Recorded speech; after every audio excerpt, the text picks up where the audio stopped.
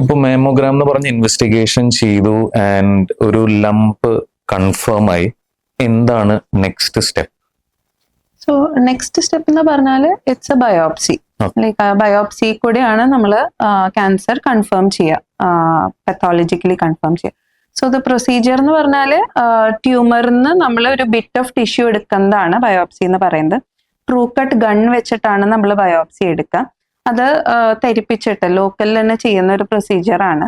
ഒരു 10-15 മിനിറ്റ്സേ എടുക്കുന്നുള്ളൂ. അത് പേടിക്കാനായിട്ടുള്ളൊരു കാര്യേ അല്ല. സോ പെയിൻഫുൾ ആണോ? പെയിൻഫുൾ അല്ല. നമ്മൾ ഒരു ചെറിയൊരു സ്റ്റാബ് ഇൻസിഷൻ ആണ് ഇടുക, വേറെ സ്യൂച്ചോസോ അങ്ങനെ ഒന്നുമില്ല. എന്നിട്ട് അവിടെ ലോക്കൽ തരിപ്പിക്കാനുള്ള മരുന്ന് വെച്ചിട്ടാണ് പിന്നെ നമ്മൾ ബയോപ്സി ചെയ്യുക. അതിൽ നമ്മൾ ആ ട്യൂമർ തോന്നുന്ന സസ്പിഷൻ ഉള്ള ആ ഭാഗത്തുനിന്ന് ബ്ലൈൻഡ് ആയിട്ട്, വലിയ ട്യൂമർ ആണെങ്കിൽ നമുക്ക് ബ്ലൈൻഡ് ആയിട്ട് എടുക്കാം, ചെറിയ ട്യൂമർ ആണെങ്കിൽ നമ്മൾ അൾട്രാസൗണ്ട് ഗൈഡൻസോട് കൂടിയിട്ടാണ് അത് ചെയ്യുക. അപ്പൊ അതിൽ നിന്ന് നമ്മളൊരു ഗണ്ണ് വെച്ചിട്ട് നമ്മൾ ടിഷ്യൂസ് എടുക്കുകയാണ് ചെയ്യുക. എന്നിട്ട് അത് ഫെർദർ കൺഫർമേഷന് വേണ്ടിയിട്ട് ഒരു പത്തോളജിസ്റ്റിന് അടുത്താണ് അയക്കുന്നത്. അവര് പത്തോളജിസ്റ്റ് ആണ് ആ ടിഷ്യൂ പിന്നെ പ്രോസസ് ചെയ്തിട്ട് മൈക്രോസ്കോപ്പിൽ നോക്കിയിട്ട് അത് ക്യാൻസർ ഉള്ള ടിഷ്യൂ ആണോ എന്നുള്ളത് ഒരു കൺഫർമേഷൻ തരാം. അതിൽ തന്നെ എന്ത് ടൈപ്പ് ഓഫ് ക്യാൻസർ ആണ്, അതില് വീര്യം കൂടിയ ക്യാൻസർ ആണോ അതോ കൂടുതൽ അഗ്രസീവ് ആയിട്ടുള്ള എന്തെങ്കിലും ഫീച്ചേഴ്സ് ഉണ്ടോ എന്നുള്ളതും. പിന്നെ ബയോപ്സിന് ശേഷം ഒരു IHC എന്ന് പറഞ്ഞ ടെസ്റ്റ്, ഇമ്മ്യൂണോ ഹിസ്റ്റോ കെമിസ്ട്രി എന്നുള്ള ടെസ്റ്റ് ആണ് തുടർന്ന് ചെയ്യുക. അപ്പം ഇമ്മ്യൂണോ ഹിസ്റ്റോ കെമിസ്ട്രി ആ ട്യൂമർ എന്ത് തരം ട്യൂമർ ആണ്. അപ്പം ബേസിക്കലി നമുക്ക് 4 സബ് ടൈപ്സ് ആണുള്ളത്. ഹോർമോൺ പോസിറ്റീവ് ആയിട്ടുള്ള ഒരു സബ് ടൈപ്പ് ഉണ്ട്, HER2 ന്യൂ എന്ന് പറഞ്ഞിട്ടുള്ള ഒരു മാർക്കർ പോസിറ്റിവിറ്റി ഉണ്ട്. ഇതെല്ലാം നെഗറ്റീവ് ആയിട്ട് വരുന്ന കുറച്ച് സബ് ടൈപ്സ് ഉണ്ട്.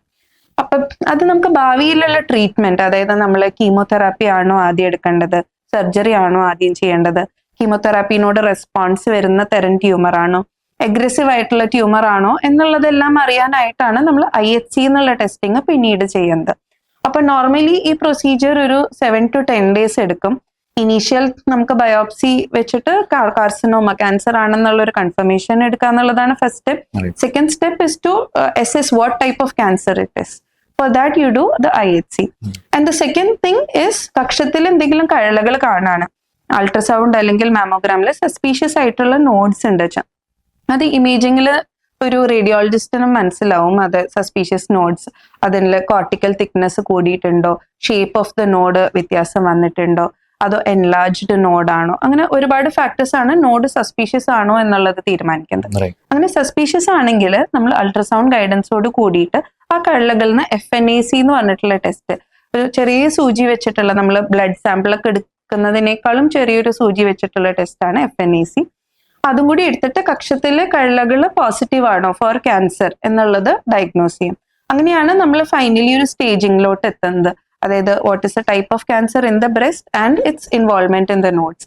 രണ്ടും കൂടിയിട്ടാണ് നമ്മൾ പിന്നീടുള്ള ട്രീറ്റ്മെന്റ് പ്ലാൻ ചെയ്യുന്നത്.